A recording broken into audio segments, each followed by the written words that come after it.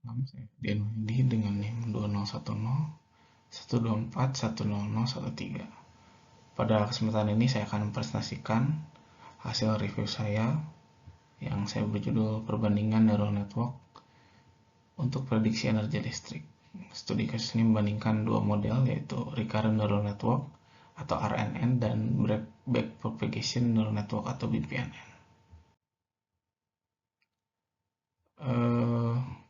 Latar belakang dari dipilihnya topik ini karena prediksi energi listrik memiliki peran yang penting terutama dalam perencanaan distribusi dan efisiensi energi.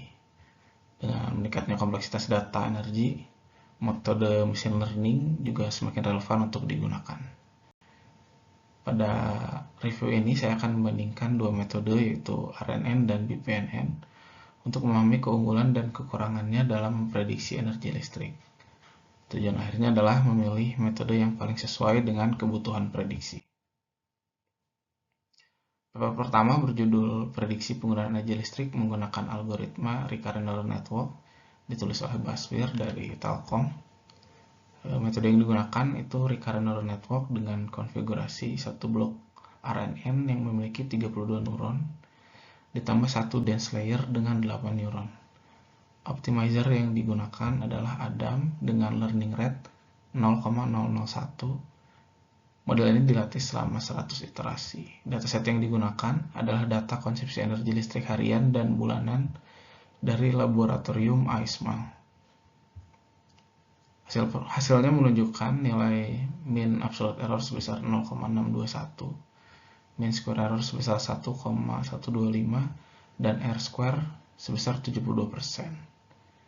Model ini memiliki tingkat mean absolute percentage error sebesar 14%, yang cukup baik untuk data berbasis waktu.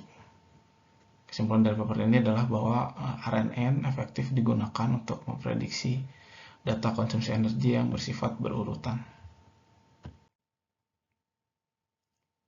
Paper yang kedua berjudul Prediksi Kebutuhan Energi Listrik menggunakan metode jaringan Sharaft-Tirwan, ditulis oleh Pulungan dan Novita. Paper ini menggunakan metode Backpropagation Neural Network atau BPNN dengan berbagai konfigurasi arsitektur. Model yang terbaik adalah 661, terdiri dari 6 input, 6 neuron di hidden layer, dan 1 output neuron. Data yang digunakan berasal dari PLN ULP Bagan Batu yang mencakup 10 tahun data historis konsumsi energi, pertumbuhan penduduk, dan PDRB. Pelatihan dilakukan dengan MATLAB selama 1000 iterasi dengan learning rate 0,01. Hasilnya menunjukkan nilai mean square error sebesar 0,0033 dan tingkat mean absolute percentage error sebesar 6%. Akurasi ini sangat tinggi sehingga cocok untuk perencanaan distribusi energi listrik. Kesimpulan dari paper ini adalah bahwa BPNN sangat cocok untuk prediksi jangka pendek dengan data historis yang stabil. Dari review tadi, kita bisa melihat perbandingan keduanya dari tabel berikut. Dapat disimpulkan bahwa model machine learning RNN lebih cocok untuk data berbasis waktu, sedangkan BPNN lebih akurat untuk prediksi berbasis data historis. Dari akurasinya, BPNN memiliki error lebih kecil, yaitu mean absolute percentage error sebesar 6% dibandingkan dengan RNN yang memiliki 14%. Dari dataset, metode RNN tadi menggunakan data energi listrik harian dan bulanan, sedangkan BPNN melibatkan variabel tambahan seperti PDRB dan pertumbuhan penduduk. Untuk pengaplikasiannya, RNN digunakan untuk pemantauan real time, sedangkan BPNN lebih cocok untuk perencanaan distribusi jangka pendek. Kedua metode ini memiliki kelebihan dan kekurangan masing-masing tergantung pada kebutuhan pengaplikasiannya. Berdasarkan review dari kedua paper, bisa disimpulkan bahwa RNN lebih baik digunakan untuk data berbasis waktu yang membutuhkan monitoring secara real time.